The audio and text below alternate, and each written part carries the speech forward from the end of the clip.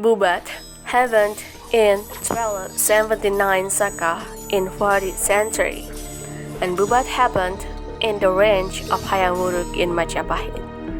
The war happened because of the fight from Gajah Mada and also Prabu Maharaja Linggabuana from Sunda Kingdom.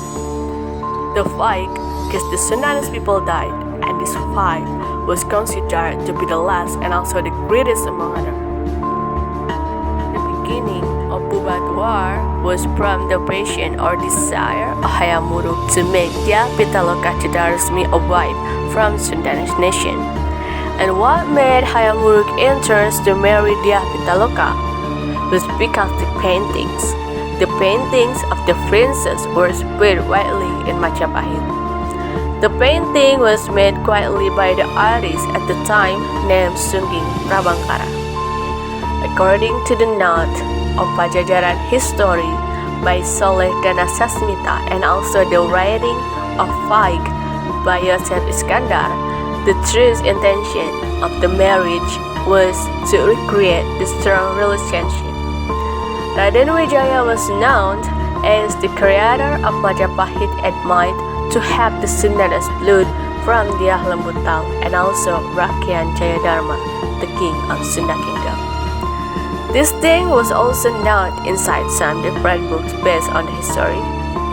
Hayam Wuruk really wanted to marry Dyah Pitaloka because of the political factor in the end, such as to make Sunda Kingdom the ally. After getting agreement from the family kingdom, Hayam Wuruk sent the honor letter to Maharaja Linggabuana for proposing Dyah Pitaloka. Based on the custom on that region, it was not good at all for the bride to come and give herself to the man. Besides that, some other parties would think that it was just the Majapahit's diplomatic threat to extend its power or land, and one of the ways was to rule Dompu Kingdom in Nusa Tenggara. The King Linggabuana chose to depart to Majapahit because there was the feeling of brotherhood from the lands of two kingdoms. Linggabuana divided with his army to Majapahit and accepted in Pesanggrahan Bubat. The Sundanese king came to Bubat along with his wife and princess with only few army.